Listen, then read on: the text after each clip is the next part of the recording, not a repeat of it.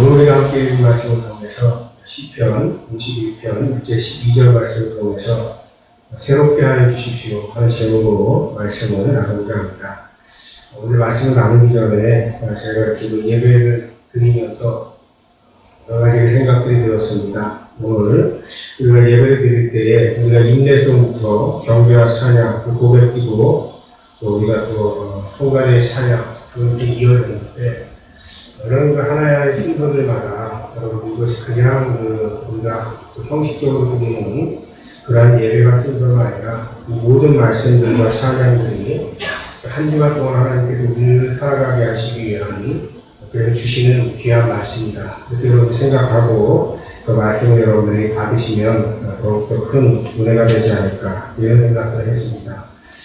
찬양을 택할 때에도 그다음에 또 기도를 할 때에도 오늘 제가 전해드리는 말씀하고 무관한 그냥 말씀 드리는 것이 아니고 연결된 말씀 드리는 거거든요. 그래서 여러분들이 이 말씀들과 또 찬양과의 기도와 또 성가의 찬양 모든 것들이 다 이렇게 어우러져서 우리가 한 주간 동안 살아갈 힘을 우리에게 주시는 것이구나. 이렇게 여러분들이 그 말씀을 생각하시면서 예배에 여러분들이 집중을 해주시면 정말 우리가 말로만이 아니라 형식적인 예배, 습관적인 예배가 아니라 우리를 나를 새롭게 하는 그런 예배를 드리게 되는 것이다.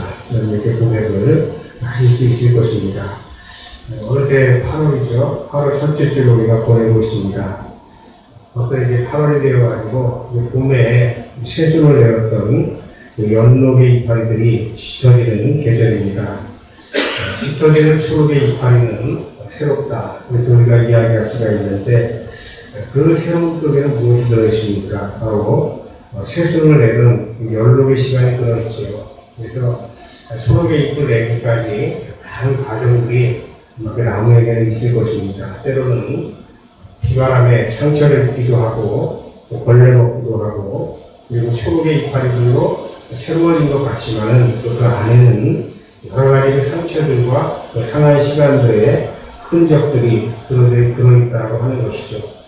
저는 그 신앙의 새로움도 이와 다르지 않다고 생각을 합니다. 우리는 예수 그리스도의 십자가 보혈로 다시 사람이 되었지만은 우리 안에는 여전히 옛사람, 그때 죄인이었을 때의 나의 모습이 들어있다라고 하는 것이죠. 새 사람이 되었다라고 하는 것은 니고데모가 이야기했던 대로 어머니 뱃속에 들어가서 완전히 그냥 아기처럼 깨어나는 그것을 이야기하는 것이 아니고 여전히 우리 안에는 상처가 있고 그림자가 있고 그늘이 있지만은 하나님 앞에서 우리는 새 사람이다 라고 하는 것이죠. 그래서 죄인이었을 때 내가 여전히 내 안에 들어있지만은 하나님께서는 우리를 새 사람이라고 인정해 주시는 것입니다.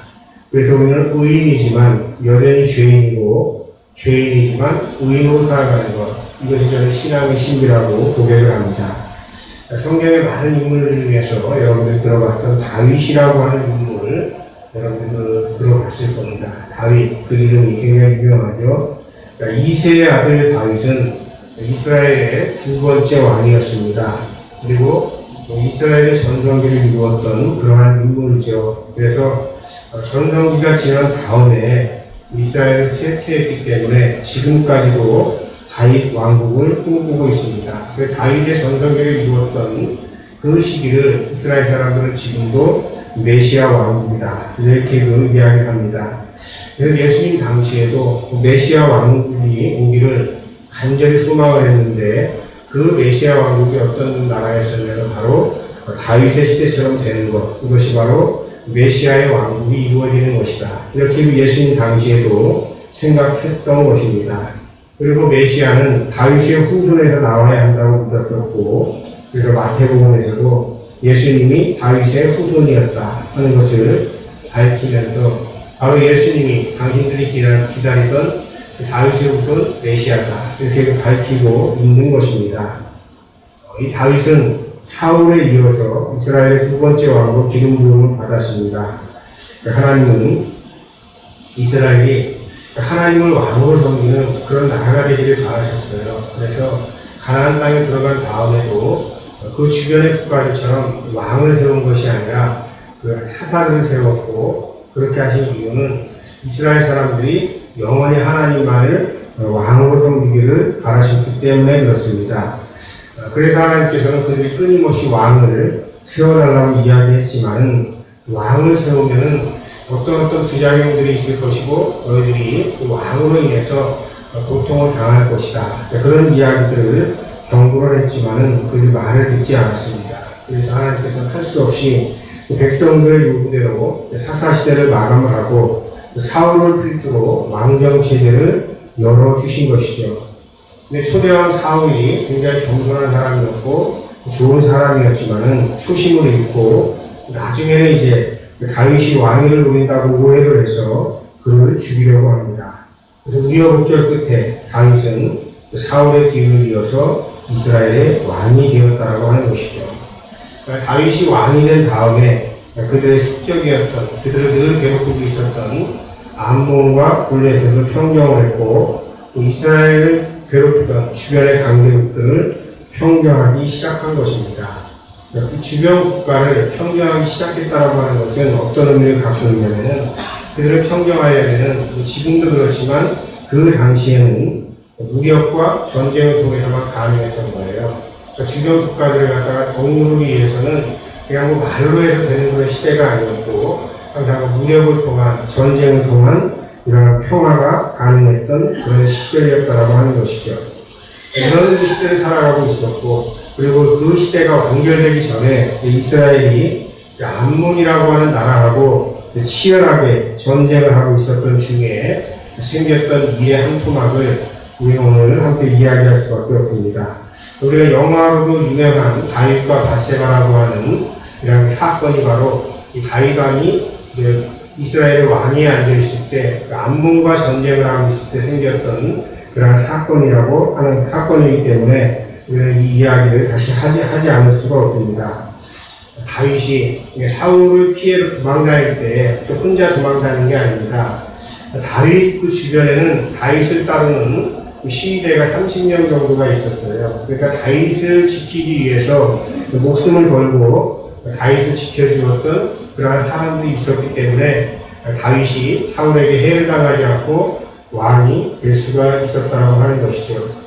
그리고 이제 우리가 그 세세한 그 역사를 들어가 보면 우리는 뭐 다윗이 그냥 사울을 죽인 다음에 그냥 왕위를 자연스럽게 우리가 이렇게 넘겨받은 것처럼 생각을 하는데 사실 그 사이에는 굉장히 많은 이야기들이 들어있습니다. 그래서 사울이 다윗이 나를 죽이고 왕이 되려고 하는구나 이렇게 오해할 법한 일들이 굉장히 많이 있었고 그 중에 하나가 뭐냐면 바로 이 다윗 주변에 항상 다윗을 지키고 있었던 그 시위대 30명이 그 문제의 소지가 될 수가 있었던 것이죠. 뭐 시위하기 위해서 모인 그런 시위대가 아니고 다윗을 지켜주는 그런 사람들인데 이 사람들은 전부 다 무기를 잘 다루는 사람들이었고 힘이 굉장히 센 사람들이었고 군인들이었다라고 하는 것이죠. 그 중에서도 가장 중심적인 인물 둘이 있었는데 바로 요압이라고 하는 사람과 우리아라고 하는 사람이었습니다. 그런데 이 두 사람이 가장 어떻게 보면 다윗의 충직한 그러한 충직한 도화들이라고 할 수가 있겠죠. 그런데 이들이 이제 암몬 자손을 치러 나갈 때도 그 전쟁에 가장 선두에 서서 그 전쟁을 수행을 했습니다. 그런데 이 암몬과 전쟁할 때 참 이상한 일이 벌어졌어요. 다윗이 같이 나가서 싸우는 것이 아니고 다윗은 출전하지 않고 요압과 군대들만 보내고 자신은 한가롭게 왕궁 옥상을 거닐고 있었다라고 하는 것입니다. 왕궁 옥상을 거닐다가 목욕하는 한 여인을 보게 되었고 그 뒷조사를 해보니까 자기의 충직함과 우리아의 아내였던 것입니다.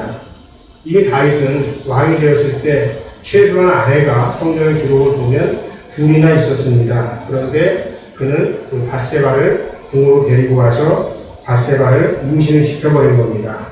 근데 이것을 좀 고민하다가 이것을 감추기 위해서 전쟁터에 있는 우리아를 불러들이는 것이죠. 특별 휴가를 주는 겁니다. 특별 휴가를 주어서 자기의 어떤 그 잘못을 덮어버리려고 했던 것이죠. 그런데 우리아가 다른 동료들은 다 전쟁터에 있는데 자기만 어떻게 집에서 편하게 쉴 수 있겠습니까? 그렇게 하면 집으로 들어가지 않는 거예요. 그래서 다윗의 첫 번째 계획이 무효로 돌아가게 되는 것입니다. 그래서 이제 다시 또 다윗은 계획을 세우는 것이죠. 이제는 전쟁터로 복귀하는 우리아에게 서신 한 장을 써가지고 보내는 것입니다. 서신의 내용은 요압에게 보내는 것인데 내용은 그렇습니다. 우리아를 최전선으로 보내서 그가 전사하게 하라. 이런 내용의 편지를 써가지고 우리아를 보내서 요압에게 보내는 것입니다. 그런데 이 두 번째 계획은 성공을 하는 것이에요. 그래서 이제 우리아가 죽고 나서 장례를 치르자마자 우리아의 아내 바세바를 궁전으로 데리고 와서 그의 아내로 삼게 되는 것이죠. 이런 일들에 대해서 하나님께서는 보시기에 악했다. 이렇게 그 성경은 기록을 하고 있습니다. 그리고 나서 이제 어떠한 일이 벌어집니까? 나단과 다윗의 이야기도 여러분들이 잘 알고 계시죠. 역시 굉장히 중요한 이야기입니다. 하나님께서는 본인이 보시기에 악했던 다윗의 불의한 일에 대해서 침묵하지 않으시고 선지자 나단을 보내시는 것입니다. 나단이 이제 다윗 앞에 섰는데 나단이 직설적으로 이야기하지 않고 한 이야기를 들려주는 거예요. 어떤 성읍에 부유한 사람이 있는데 그 부유한 사람이 가난한 사람의 양 새끼를 빼앗아서 손님을 접대했다. 그 부유한 사람은 가진 것이 다 풍족한 사람이었고 가난한 사람은 그 새끼 양을 아끼는 것이 마치 자기의 자식을 아끼는 것처럼 그것 하나밖에 없는 그런 가난한 사람이 있었는데 그 사람의 것을 빼앗아가지고 잔치를 손님을 대접했다. 이런 그 이야기를 들려주니까 다윗이 발끈하는 겁니다. 만약에 그 일을 행한 사람이 있으면은 그 부자는 반드시 죽일 것이고 그 양새끼의 4배를 갚아줘야 할 것이다. 반드시 죽여야 한다. 그런 사람들하고는 자기가 살 수 없다고 하는 그런 이야기겠죠. 그때 나단이 이야기를 합니다. 바로 당신이 그 사람입니다. 이 이야기를 하면서 끝난 것이 아니고 온갖 저주를 합니다. 그러나 앞으로 재앙이 있을 터인데 당신은 은밀하게 행하였지만은 당신이 재앙을 받을 때에는 온 이스라엘 앞에서 백주대낮에 이런 일들을 당할 것입니다. 그렇게 그 이야기를 합니다. 근데 그 내용이 굉장히 차마 듣기 거북한 그러한 내용이었어요. 그리고 그 재앙의 내용들 중에는 자기의 아내들에 관한 이야기들도 있었습니다. 그런데 선지자 나단의 그 이야기를 들은 다음에 다윗은 바로 내가 여호와께 죄를 지었나이다 하면서 그 얘기를 하는 것이죠. 여러 상황에 대한 설명이나 그 당시에 이런 이야기들을 예언자가 했을 때 왕으로서 어떻게 행동할 수 있었는가, 어떻게 조치할 수 있었는가, 이런 이야기는 다 설명드리지 않겠습니다. 일단 나단은 목숨을 걸고 그 이야기를 했던 것이에요. 목숨을 걸지 않고는 이런 이야기를 할 수 없었기 때문에 나단이 참으로 굉장한 대단한 예언자다. 이렇게 이야기를 할 수가 있습니다. 그런데 자신의 모든 비리를 알고 있는 선지자, 그리고 자신에 대해서 엄청나게 험한 그런 악담을 하는 선지자, 말 한마디로 죽일 수도 있었는데 다윗이 그렇게 하지 않고 회개를 했죠. 그래서 나단도 대단한 사람이지만 다윗도 참으로 대단한 사람이었습니다. 그래서 이제 말년에 결국 어떻게 되냐면은 선지자의 예언대로 굉장히 다윗은 불행한 삶을 살아갈 수밖에 없었어요. 그래서 그 인생의 끝을 보면 성공한 삶이라 할 수가 없습니다. 그러나 그가 40년 동안 이스라엘을 다스리던 동안에는 최전성기를 구가하는 그런 전설적인 왕이 되었다고 하는 것입니다. 전설적인 왕이 될 수 있었던 이유는 바로 나단의 회개를 촉구했을 때 바로 그때 회개했다고 하는 것에 있는 것이죠. 오늘 우리가 읽은 시편 52편의 말씀이 어떤 말씀이냐면은 바로 우리가 오늘 제가 드린 그 말씀들, 그 사건이 있은 다음에 나단이 그가 바로 당신입니다. 이렇게 이야기했을 때 다윗이 무릎 꿇고 회개하면서 지었던 시가 바로 우리가 읽은 시편 52편의 말씀입니다. 그래서 그 제목을 보면 용서를 위한 기도 이렇게 제목이 되어져 있고 그 부제를 보면 뭐라고 되어 있냐면 다윗이 밧세바와 정을 통한 뒤에 예언자 나단이 그를 찾아왔을 때 뉘우치고 지은 시다. 그래서 우리가 시편 52편의 말씀을 그냥 읽는 것이 아니고 이런 일들이 있었고 그런 일 끝에 다윗이 하나님께 드린 회개의 기도구나 하는 걸 알 수가 있는 것이죠. 그래서 우리는 이 시를 통해서 자신이 지은 죄를 깨달았을 때 우리가 어떻게 회개 기도를 해야 할 것인가 하는 것을 우리는 시편 52편의 말씀을 우리가 통해서 배울 수가 있는 것입니다. 그런데 다시 한번 우리가 이제 원점으로 돌아가서 우리의 상황을 생각해 보시기 바랍니다. 하나님께서는 우리를 창조하실 때에 선하게 창조하셨어요. 그죠? 우리가 에덴 동산으로 돌아가는 겁니다. 자, 그런데 우리는 어떻게 되었냐면은 마치 그 싱싱하던 과일이 그 시간이 지나고 나면 그냥 가만히 두고 나면 계속 싱싱합니까? 그러지 않죠. 아무리 싱싱한 과일이라도 시간이 지나버리면 상해버릴 수밖에 없는 것이죠. 우리 인간도 선하게 창조가 되었는데 특별히 어떤 나쁜 일을 해서가 아니라 오랜 시간이 지나면서 우리 인간들도 변질이 됐어요. 그래서 악한 삶을 살아가는 그러한 존재가 되었다고 하는 것이죠. 그래서 성서에서는 뭐라고 하고 있냐면은 죄라고 하는 것은 우리가 어떤 악한 일을 했기 때문에 그래서 죄라고만 이야기를 하지 않아요. 그렇게 이야기를 하지 않습니다. 그걸 뭘 또 이야기하고 있냐면은 우리 인간이라고 하는 존재는 선과 악이라고 하는 두 측면을 다 가지고 있고 어느 누구도 선하게 창조되었지만은 죄의 문제에서 자유로울 수 없다. 이렇게 성경에서는 이야기하는 겁니다. 그래서 윤리적으로 아무리 도덕적으로 선하게 살아가는 사람이라고 할지라도 그 사람은 죄에서 자유로울 수 없다고 성경에서는 이야기를 하고 있는 것입니다. 성경에서는 계속 우리에게 뭘 이야기하고 있는 것이냐면은 너희들이 원래는 선하게 창조되었지만 그 죄라고 하는 그늘에서 자유로울 수 없는 삶을 살아갈 수밖에 없어. 그걸 깨달으라고 하는 것이죠. 그걸 깨닫게 되면 어떻게 됩니까? 저는 죄인입니다. 이런 고백을 할 수밖에 없는 것이죠. 그런데 동시에 또 이야기하고 있는 것이 있어요. 너의 죄를 인식하는 건 좋은데 이런 중요한 것이 있습니다. 죄의식에 빠져서 살면 안 된다고 하는 것을 계속 성경은 이야기를 하고 있는 것입니다. 죄의식에 빠져 살아가지 않을 수밖에 없는 것이 왜 그러냐면 하나님께서는 우리의 죄를 용서해 주셨다라고 하는 것이죠. 하나님께서는 우리를 구원해 주셔서 용서해 주셔서 구원의 기쁨을 누리게 하시도록 결정을 하셨어요. 그 중심에 서 있는 것이 바로 누구입니까? 예수 그리스도의 십자가인 거예요. 하나님께서는 너희들이 죄를 짓고 살아갈 수밖에 없지만은 죄의식에 빠져가지고 살아갈 필요가 없다. 왜냐하면 예수 그리스도의 십자가 보혈이 있기 때문에 그렇다고 하는 것이에요. 그래서 성경에서 이야기하고 있는 이 죄에 대한 관점은 무엇이냐면은 기독교인들은 선하게 창조되었지만 누구나 다 죄인이 되어 살아갈 수밖에 없는데 그런데 그것이 끝이 아니고 예수 그리스도의 십자가 보혈로 인해서 새롭게 재창조되었다고 하는 것이죠. 그래서 은혜로 우리가 다시 새 사람이 되었기 때문에 우리는 어떻게 해야 됩니까? 감사하는 삶을 살아가야 된다고 하는 것이에요.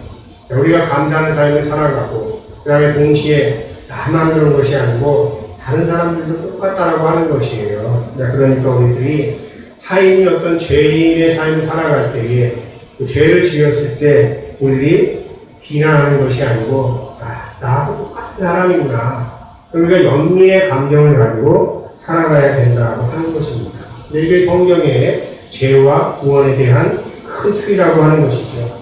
그런데 오늘 우리들이 읽은 시편 51편의 말씀 중에서 제가 몇몇 구절들을 여러분들에게 설명을 드리도록 하겠습니다. 첫 번째로 1절 말씀을 보면 하나님께서는 우리를 사랑해 주시는데 어떻게 사랑해 주시냐면 한결같이 사랑해 주신다. 이렇게 말씀을 하고 계세요. 한결같다. 이게 굉장히 중요한 겁니다. 여러분들 진리의 속성이라고 하는 것이 뭐냐면은 바로 한결같다라고 하는 것이에요. 그래서 조금 이제 철학적인 용어로 이야기하면 불변, 변함없음 우리가 이렇게 이야기하거든요. 같은 말이죠. 여러분들 진리가 이랬다 저랬다 하면 여러분들이 진리일 수 있겠어요? 진리는 이랬다 저랬다 하지 않습니다. 우리가 동양에서 도를 이야기하는데 이 도가 이랬다 저랬다 그러면 도라고 할 수가 없죠. 결국 진리가 그렇죠. 하나님도 이랬다 저랬다 하면 그게 하나님이라고 우리가 고백할 수가 없죠.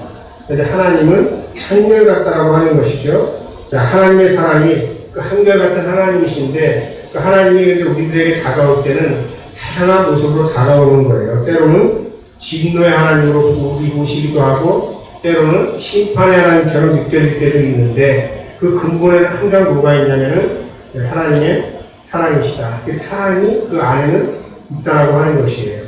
하나님께서는 우리를 향해서 진노하실 때에도 심판하실 때에도 우리가 미워가지고 때리는 것이 아니고 사랑하기 때문에 진노하시고 사랑하기 때문에 심판하신다라고 하는 것이죠. 그래서 우리가 성경에 우리가 하나님에 대해서 어떻게 정의할 것이냐라고 할 때에 단 한마디로 한 문장으로 정의하라고 하면 하나님은 사랑이시다. 이렇게 우리가 고백할 수밖에 없다라고 하는 것입니다.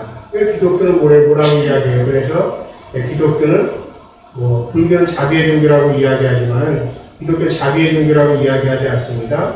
뭐라고 이야기해요? 사랑의 종교라고 이야기하는 이유가 거기에 있는 것이에요. 그래서 모든 신앙적인 행동의 가장 기본이 되는 것은 바로 뭐냐면 사랑이라고 하는 것이에요. 즉 그것이 캐논이라고 하는 것이죠. 그래서 이 사랑이라고 하는 것에 다른 것들이 개입된다고 하면 그것은 아무리 신앙적인 행동이라고 할지라도 변질될 수밖에 없다라고 하는 것입니다. 그래서 하나님은 어떤 분이시냐?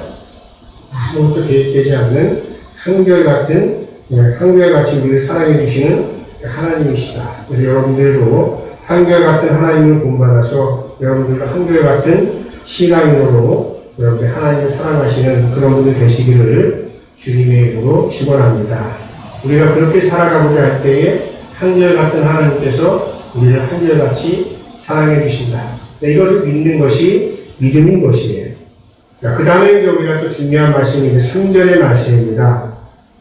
거기에 보면 나의 반역을 내가 잘 알고 있다. 이렇게 그 다윗이 이야기를 하죠. 하나님이 아시기 전에 자기가 자기의 잘못을 잘 알고 있다라고 하는 것이에요. 내 잘못을 잘 알고 있다라고 하는 것은 바로 우리가 다른 말로 바꿔 이야기하면 깨달았다고 하는 뜻이죠. 우리가 득도, 깨달음이라고 하는 득도가 뭡니까? 도에 대해서 완전히 깨달았다고 하는 것인데, 뭐를 깨달은 거예요? 성경의 언어를 가지고 오면 내가 죄인이라고 하는 것을 깨달았다고 하는 것이죠. 우리가 앞에서 이야기한 다윗과 밧세바의 내용은 굉장히 부도덕한 내용이죠. 윤리적으로 있을 수 없는 일이고, 만약에 오늘날 대통령이 그런 일들을 저질렀다? 완전히 탄핵감이죠. 누구도 그 대통령을 인정하지 않을 거예요. 그러나 그 다윗이 살던 당시에는 그런 일들이 여러분 이렇게 부도덕하고 윤리적으로 지탄받을 만한 일이 아니고 당연히 왕이면은 그렇게 해도 되는 그러한 일들이었습니다. 그래서 다윗이 만약에 이런 일들에 대해서 합리화를 시키고 거기에 대한 몇몇 간신배들만 합리화시켜주면은 다윗이 행한 일 정도는 그냥 넘어갈 수도 있는 일이었어요. 그래서 다윗은 그렇게 하지 않고 자신이 지은 죄에 대해서 자각을 하는 것이죠. 이게 굉장히 중요한 겁니다. 내가 죄인이구나. 이걸 깨닫는 일이 굉장히 중요한 거예요. 저는 이제 모태신앙이라서 어렸을 때는 이제 신앙이 수준이 얼마나 높았겠습니까? 순수한지 모르지만은 신앙이라고 하는 것이 굉장히 어린아이와 같은 신앙일 수밖에 없었겠죠. 저는 그 초등학교 때까지 무슨 생각을 했냐면 교회를 가면 맨날 회개기도라고 하는데 그걸 참 제가 좀 이해하기가 어려웠어요. 왜 그러냐면 제가 일주일 동안 살아가면서 크게 잘못한 것이 없는데 왜 교회만 오면 목사님은 나에게 회개하라고 하실까? 굉장히 유치한 신앙이죠. 도덕적으로 윤리적으로 죄를 짓지 않으면 죄인이 아니다 이렇게 생각하는 수준에서는 그게 답이 될 수도 있겠어요. 의문이 될 수도 있겠습니다. 그런데 내가 이제 한 고등학교쯤 되었을 때 그때 조금 알게 됐어요. 제 아무리 윤리적으로 도덕적으로 선하게 산다라고 해서 죄인이 아닌 것이 아니구나. 그걸 알게 된 것이죠. 그래서 고등학교 때쯤 되면 그리고 아무리 교회 열심히 하는 도덕적으로 윤리적으로 죄를 짓고 살아갈 수밖에 없는 자신의 존재에 대해서 솔직하게 알게 되는 것이죠. 그러다 보니까 어떻게 되냐면 고등학교 때는 제가 죄의식에 빠져가지고 살아가는 거예요. 아무리 선하게 살려고 해도 내가 죄인이고 내 마음속에 떠오르는 생각이라고 하는 것이 선한 생각이 별로 없는 것 같고 그냥 나 혼자 잘 먹고 잘 사는 데만 관심이 있고 이런 자신들을 보면서 죄의식에 빠져가지고 거기에 또 허우적거리게 되는 겁니다. 이것도 이제 굉장히 좀 위험한 신앙이죠. 그런데 제가 이제 신학교 들어가서 그래서 개가천선한 거죠. 뭡니까? 그럼에도 불구하고가 있다고 하는 것을 신학교에 가서 알게 된 거예요. 그게 뭡니까? 죄임에도 불구하고 그 은혜를 알게 된 거예요. 그래서 지금은 이제 어떤 제가 생각을 하게 되면 살아가고 있냐면은 타인의 죄에 대해서는 좀 둔감하고 나의 죄에 대해서는 민감하지 않아. 이런 생각을 하면서 지금은 살아가고 있습니다. 근데 이게 참 쉽지가 않더라고요. 40대부터 50대까지는 굉장히 쉬운 건 아니지만 그렇게 살아가고 또 나도 그렇게 나름 살아간다고 생각을 했던 것 같아요. 그러니까 내 죄에 대해서는 민감하지만은 다른 사람의 죄에 대해서는 좀 이렇게 좀 포용하면서 살아가자. 이게 쉬웠던 것 같은데 나이가 60이 넘고 점점 나이가 들고 나니까 이게 굉장히 어렵습니다. 남의 죄에 대해서는 굉장히 자꾸 민감해지고 내 죄에 대해서는 거꾸로 자꾸 둔감해지는 거예요. 이걸 이제 제가 그래서 훈련을 통해서 바꿔가야 되겠죠. 남의 죄는 잘 보이고 자기의 죄는 잘 보이지 않고 또 자기의 티끌 같은 허물은 남의 티끌 같은 허물은 대들보같이 보이면서 나의 태산만한 죄는 티끌보다도 작아 보인다. 이런 무슨 이제 영적인 위기가 왔다라고 하는 것이죠. 이런 것들이 어쩔 수 없었다. 그리고 또 그 정도는 죄도 아니다. 이렇게 생각하면서 우리가 무감각하게 이렇게 살아간다면 우리는 새로운 사람이 될 수가 없는 것이에요. 여러분 자신에 대해서는 민감해야 되는 것이죠. 그래서 다윗처럼 내가 어떤 잘못을 했는지를 알아야 되는 것이에요. 그러니까 나의 반역을 내가 잘 알고 있다. 굉장히 중요한 부분입니다. 여러분들 스스로도 누구에게 얘기할 수 없는 그런 것들이겠지만은 스스로는 알고 있어야 되겠죠. 내가 내 죄를 알겠다. 굉장히 중요한 것임을 기억하시기 바랍니다. 그래서 이제 어떻게 합니까? 다윗이 자기의 죄를 깨닫게 되었어요. 7절에 이제 하나님께 고백하죠. 나를 씻어주십시오. 내 죄를 왜 하나님에게 씻어달라고 하겠어요? 자신이 그 죄를 씻을 수 없다고 하는 걸 알기 때문에 그렇죠. 우리에게 이 기도가 필요한 겁니다. 그래서 여러분은 우리가 회개기로 하나님 앞에 드릴 때에 이제는 내가 씻을 수 없는 것이기 때문에 하나님께 회개기도를 드리는 것이고 그때 우리 하나님께서 우리의 죄를 깨끗하게 씻어주실 것을 어떻게 해야 될까요? 그걸 믿어야 되는 거예요. 우리가 믿습니다 이야기 많이 하는데 우리가 전혀 과학적으로 어떤 일들, 이루어질 수 없는 일들, 그 다음에 내가 그냥 의심되는데, 이건 그냥 무조건 믿습니다. 이게 믿음이 아니고요. 바로 이런 것들이에요. 내가 죄인일 수밖에 없고, 아무리 선하게 살아도 그 길을 떠나갈 수 없다라고 하는 것을 깨달았어요. 내가 씻으려고 하는데 한계가 보이니까 어쩔 수 없는 거죠. 그렇지만 하나님께서 어떻게 하세요? 그것을 깨끗하게 해주실 것이다. 그걸 믿는 겁니다. 그리고 또 우리가 그 이전에 어떤 단계가 있었어요. 내가 이렇게 죄인이고 내가 어쩔 수 없는, 구원받을 수 없는 존재였는데, 예수님께서 십자가의 보혈로 나의 죄를 깨끗하게 씻어 주셨구나. 그걸 의심하지 않고 믿는 게 그게 믿음인 겁니다. 우리가 믿습니다 난방이 아니고, 이런 것들을 우리가 믿는 것이 바로 믿음인 거예요. 그렇게 되면, 어떻게 되냐면, 우리의 회개 기도가 습관적인 회개 기도가 아니라, 정말 진실한 회개 기도가 될 수가 있는 것이에요. 그리고 우리가 습관적인 회개 기도가 아니고 이거 정말 진실한 회개 기도가 되고 하나님께서 나의 죄를 씻어 주셨을 것이라고 하는 믿게 되면 그 다음에 일어나는 것이 있어요. 그 다음에 뭐가 일어나게 되냐면 그 사람의 삶이 변하게 되는 거예요. 삶이 바뀌게 되는 거거든요. 그랬을 때 이제 바로 우리가 회의 개가 되는 겁니다. 회의는 돌아보는 것이고 개는 고치는 것이거든요. 또 우리가 끊임없이 죄만 계속 돌아보면 어떻게 돼요? 죄식에 빠질 수밖에 없어요. 그런데 우리가 죄인일 수밖에 없지만 내가 이걸 고치려고 계속 노력을 하는 겁니다. 그러면 하나님께서 도와주시는 것이고 우리를 회복시켜 주시는 것이에요. 그래서 우리가 죄를 씻어주시는 주체는 누구냐면 내가 아니고 하나님이시고 우리를 회복시켜 주시는 주체도 그래서 내가 아니고 하나님이신 것이죠. 그런데 중요한 것은 뭐냐면 하나님께서 우리의 죄를 씻어주시고 회복을 시켜주시려면 뭐가 있어야 되는 거예요? 회개가 전제된다고 하는 것이죠. 다윗이 회개 기도로 하니까 다윗의 죄가 씻어지는 것처럼 우리도 그런 거예요.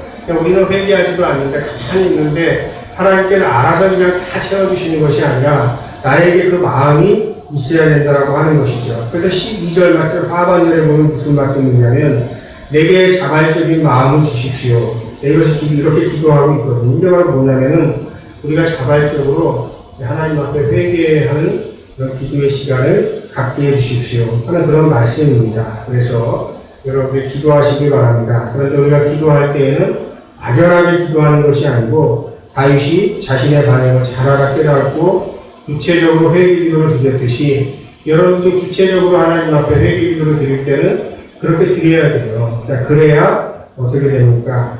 우리들이 다시는 같은 죄를 범하지 않게 되는 겁니다. 제가 여러분들에게 자꾸 기도의 제목을 달라고 하는 이유도 거기에 있어요. 물론 목사니까 여러분들 떠올 때마다 여러분들 기도를 하죠. 그 포괄적으로 그냥 큰 기도 속에 하나님께서 여러분들 위해서 기도했습니다. 그럼 저도 편하겠죠? 근데 저는 그렇게 기도하는 것보다도 여러분들 구체적인 기도의 제목들을 제가 알고 기도하는 것은 큰 차이가 있다고 저는 생각을 하는 거거든요. 그래서 제가 기도의 제목을 주십시오. 그렇게 말씀을 드리는 겁니다. 바로 우리들이 하나님 앞에 기도하고 또 하나님께 우리가 같은 죄를 범하지 않기 위해서 힘쓰면서 살아가는 것, 이것이 바로 뭐냐면은 우리가 하나님께 그 삶으로 드리는 산 제사라고 이야기할 수가 있는 거예요. 우리가 예배를 그냥 와서 그냥 습관적으로 드리는 것이 아니라 오늘 우리가 예배를 드리는데 예배를 드릴 때에 우리가 하나님께 드리는 찬양과 그 다음에 또 우리가 드리는 고백의 기도와 성가대의 찬양과 또 오늘 우리에게 주신 그 성서일가의 말씀과 목사님의 메시지가 어떤 식으로 연결되어 있는지 여러분 잘 생각을 해보시면 그러면 어떻게 되냐, 그것이 내가 한 주간 살아갈 수 있는 영의 양식을 하나님께서 이 주일에 주신 것이구나, 이걸 우리가 알게 되는 것이거든요. 또 우리가 한 주간 동안은 그 말씀을 열심히 살려고 노력을 하는 거예요. 그러나 우리가 열심히 살려고 노력하지만은 내가 앞에서도 이야기했죠. 새롭게 되었지만 8월의 나무를 바라보면 청면의 색깔처럼 짙고 예쁘지 않습니까? 근데 여러분들 그 이파리들이 다 예쁜 게 아니고 거기에 보면 뭐가 있어요? 아까도 앞에 이야기했듯이 벌레 먹은 나무잎도 있고 상처 입은 흔적도 있고 해안 흔적들이 있어요. 그러나 그게 여러분들 있습니까? 그러지 않은 거예요. 그런 과정들이 있었기 때문에 지금의 나뭇잎이 예쁜 거거든요. 그래서 우리가 이런 마음을 가지고 살아가는 거다. 내가 지난주 한 주간에도 귀한 말씀을 받았지만 그 말씀으로 살아가지 못했었는데 오늘 또 이렇게 우리에게 주신 그 말씀과 찬양과 이 모든 것들을 통해서 내가 한 주간 또 살아갈 힘을 얻게 되었으니 어떻게 된 거예요? 새롭게 된 겁니다. 그게 새 사람인 거예요. 우리가 이렇게 살아가다 보면 한 주간 이렇게 살아가다 보면 우리의 예배가 그냥 반복되는 예배가 아니고 습관처럼 드리는 예배가 아니고 그게 어떤 것이 우리를 성장시키는 예배가 되는 거거든요. 그래서 여러분들 제가 예화자로 말씀드리지 않지만은 제가 어떤 데 가끔가다 꿈나무식으로 얘기를 하잖아요. 주일마다 예배들이 마치 뭐하고 똑같냐면 계속 물 빠져나가는 겁니다. 그런데 어떻게 돼요? 콩나물이 자라는 것처럼 우리가 예배를 매주 드리면 그 예배가 그 예배인 것 같지만은 그렇게 예배를 계속 우리가 드리고 예배에 집중을 하고 신령과 진정으로 살아가기 힘쓰면 어떻게 돼요? 우리의 신앙이 언젠가는 자라나게 되는 것이죠. 그거는 우리들이 나중에 알게 되는 것이죠. 여러분들 나무를 보십시오. 그 나무가 자라는 것을 우리가 볼 수가 있어요. 눈으로 관찰할 수 없습니다. 그런데 샤인 기법에 의해서 그 나무가 자라는 것을 우리가 타임랩스로 해가지고 자꾸 수는 있겠죠. 그런데 우리 신앙도 똑같은 거예요. 우리 신앙이 자라나는 모습을 볼 수는 없지만은 우리가 한 주 한 주 우리가 신령과 진정으로 드리는 그 예배 가운데서 어느새 성장해서 이전과는 전혀 다른 나를 우리가 발견하게 되는 것이죠. 그것이 새로워진 나는 거예요. 그러니까 저도 어려서부터 신앙생활을 했는데 제 신앙이 어떻게 자랐는지는 저 잘 알지 못해요. 아까도 제가 잠깐 말씀드렸지만 어릴 때는 내가 무슨 죄를 졌다고 내가 죄인이 아닌데 이런 신앙 수준에 머물렀다가 청소년 기에는 죄의식에 빠져가지고 지냈다가 신학교 다니면서는 그럼에도 불구하고의 그 신앙에 감사하면서 살았다가 또 목회를 하면서도 계속 자라가는 거예요. 어느 시기에는 정말 내가 다른 사람의 죄는 별로 보지 않고 내 죄에 민감했던 그런 시절이 있었는데 나이가 들고 나니까 이게 잘 안 되네. 그러니까 다시 한번 이것도 바로 잡아야 되겠네. 그렇게 하면서 뭐가 되는 거예요. 점점 저의 신앙도 나이는 들어가지만은 새로워지게 되는 것이죠. 이게 바로 성경에서 이야기하는 날마다 새로워지는 삶이라고 하는 것이죠. 여러분이 한 주간 동안 그래서 간절하게 여러분들 기도하시고 또 새 사람으로 살아가시는 여러분들 되시기를 주님의 이름으로 축원합니다. 새 사람이 되게 해 주십시오. 그 생각하시면서 여러분의 한 주간 동안 힘차게 살아가시기를 주님의 이름으로 축원합니다. 우리 함께 거듭 기도 드리겠습니다.